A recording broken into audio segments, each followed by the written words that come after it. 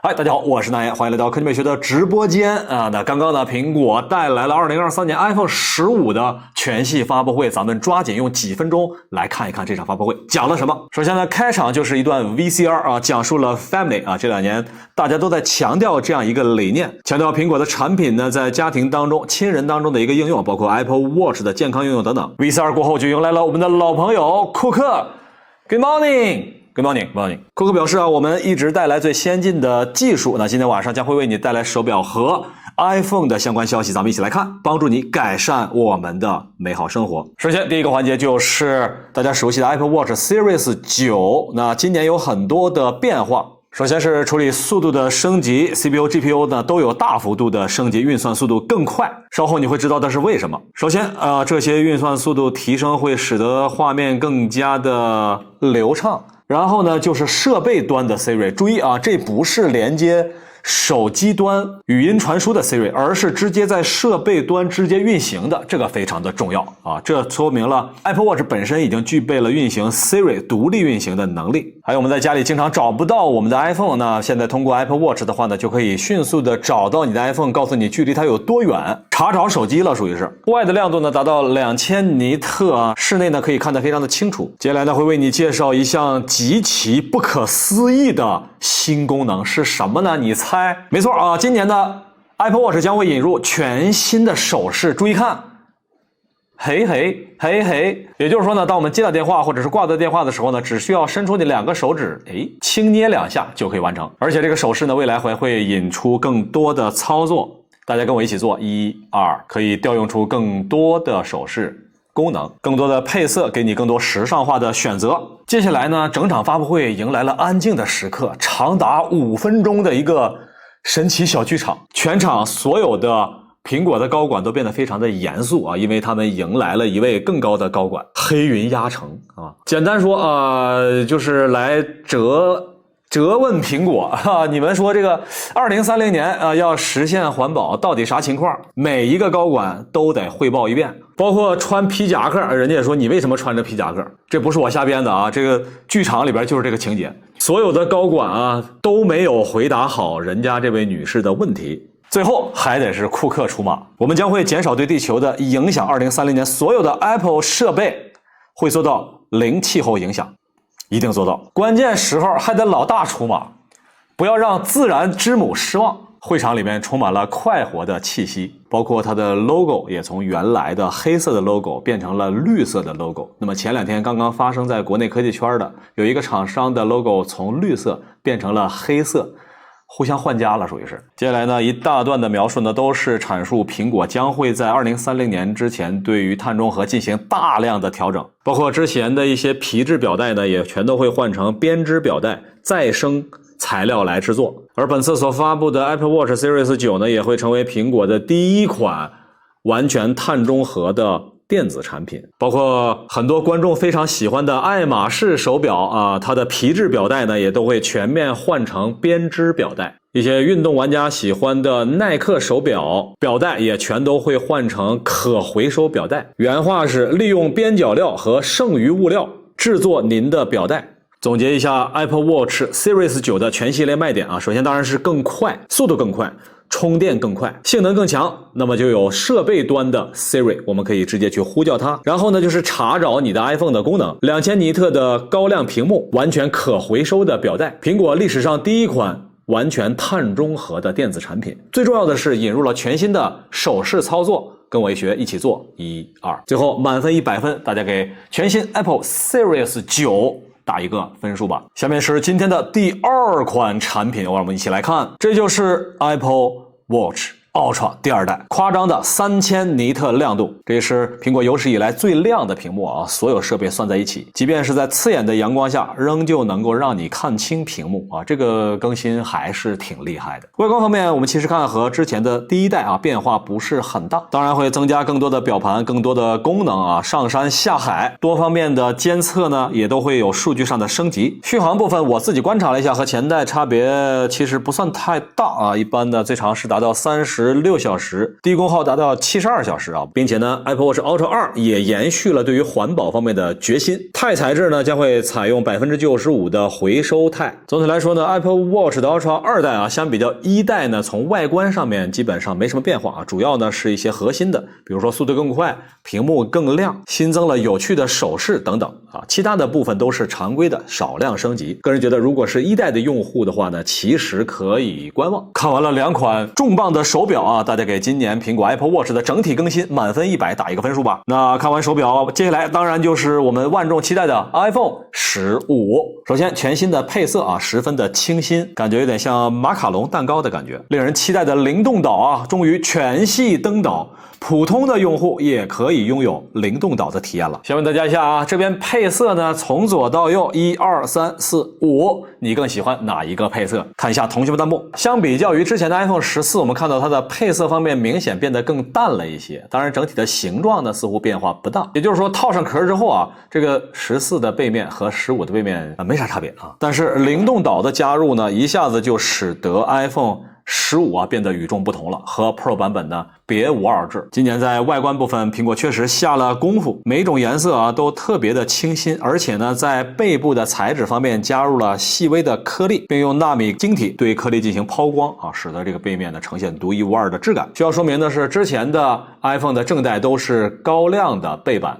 而这一次苹果采用的是亚光表面，也就是类似 AG 磨砂的处理，这在标准版里面也是非常少见的，应该是苹果第一次。面板部分呢是超瓷晶的面板，更加坚固。最后仍旧强调2030的环保回收，各种材质啊70%的可回收铝。来看下面更新，首先是镜头部分升级4800万像素，这个非常重要。今年新增由4800万再合成为2400万的，既有较小的体积，又有更高画质的照片呈现，并且通过2枚镜头的混合生成2倍的一个计算的长焦段啊，那也就是说虽然是2个镜头，但是呢有3个焦段，让你适合更多的场景啊，既可以拍广角段，又可以拍近处的人像啊，所谓3焦段。包括影像部分啊，也可以拍摄 4K 视频等等。人像模式可以拍摄更好的一个瞬间，当然不能简单的理解为美颜啊，更多的还是突出人像的质感，这就是影像部分啊。总体来说呢，就是像素的更新以及 4K 录像的加入。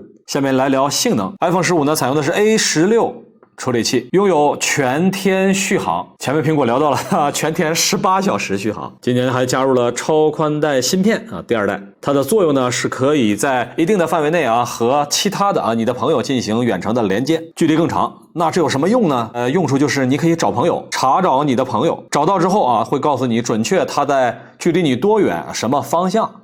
离他越来越近的时候，一边可以向你导航，2个人出门再也不会走丢了，还有更好的过滤背景噪音等等。今年苹果的卫星 SOS 保障呢又进一步增加了更多的国家和地区，当你出现一些特殊情况的时候，可以通过卫星连接来紧急呼叫，但是这项功能目前只在一些地区开展了。卫星服务呢在 iPhone 15上面免费使用2年，目测应该不是通话啊，而是信息以及位置信息的服务。接下来是重磅更新，就是接口。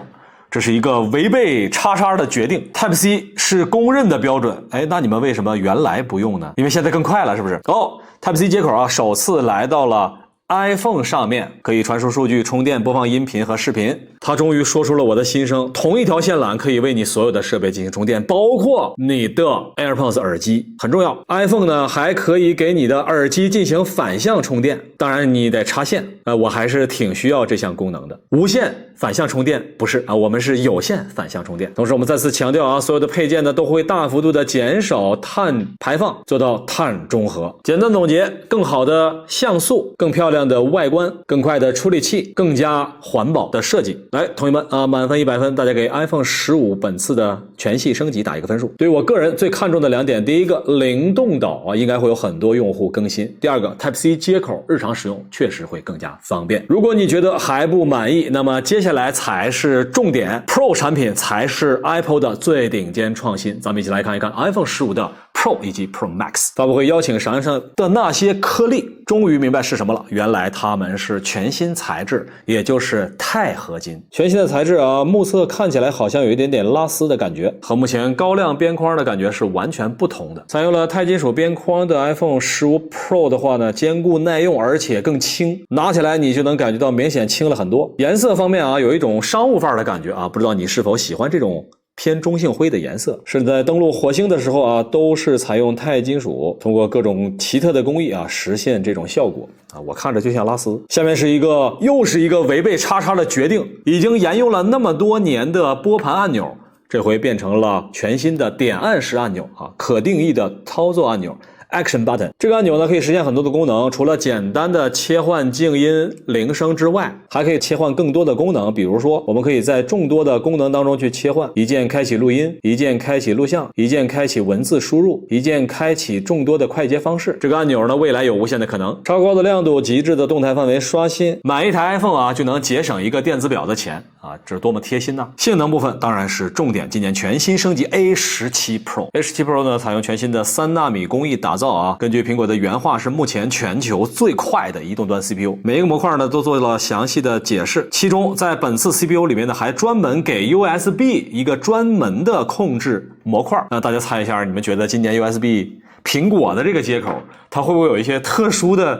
比如说加密啦啊，不，我随便一说啊，你猜有没有啊？觉得会有打个1啊，觉得不会吧？打一个2，看一下同学们弹幕。今年另一大更新呢，就是 GPU 部分啊，有高达 20% 的升级。这个升级带来什么呢？带来的是光线追踪。老黄表示啊，带来更好画质的同时啊，还可以带来更高的帧率。没有光追的情况下啊，传统的处理器只有8帧，那加入光追，全新 A17 Pro 可以达到30帧。得益于全球最快的移动端手机芯片啊，我们就可以运行更多优质的游戏，比如说王者荣耀，还有众多的3A 大作，比如说原神、星穹铁道等等。如果你还不满足啊，还有一些冷饭作品，比如说生化危机4重置版。看到这个我真的有点惊了。按照苹果的意思啊，它能够以 PC 端一般的画面在手机端来显示，这还是让人相当期待的。除此之外呢，还有育碧土豆啊，还有育碧的刺客信条幻景，今年呢可能会同步的更新在 PC 端、主机端以及手机端。真能达到这个效果，我真得给它点一个大大的赞了。来，朋友们，对于 A17 Pro 的更新满分100分，大家打一个分数。看完处理器呢，最后就是影像系统。乍一看啊，感觉更突出了。首先3枚镜头组啊，虽然镜头组都是4800万，但是它的感光元件相比较 iPhone 15会更大一些，能够拍摄大量的清晰的细节，就不再过多赘述了。那3枚镜头组呢，原始是3个焦段，但是呢，可以通过融合的方式啊，融合成7个焦段，可以达到你出门带了7个镜头的感觉，更好的动态范围，以及我们看到边缘部分更好的头发的丝的勾像。今年最大的升级呢，其实是这枚长焦镜头，这是 Apple 为止最长的一个120毫米焦距的5倍光学变焦。显然啊，这不是一个普通的长焦镜头，而是苹果首次引入的潜望镜结构的超长焦镜头。甚至呢，这个长焦镜头居然还支持传感器的防抖补偿，也是智能手机当中首次实现。通过融合实现7组镜头的一个配置。由于这次 USB-C 口的引入啊，使得苹果可以引入更多的专业工作流，更高规格的 4K60 的画面。C 口的通用性呢，使得苹果可以和其他的设备进行融合。下面是一项重要的功能了。之前所公布的苹果眼镜 Vision Pro， 它有一个很重要的功能，可以拍摄立体视频啊，3维视频。不过想象一下，你必须要戴着这个头盔去拍照，总还是觉得有点奇怪。而这次 iPhone 专门给15 Pro Max 带来了一个独家功能，就是拍摄空间立体视频。2枚镜头组呢，组成了一套感知3维空间的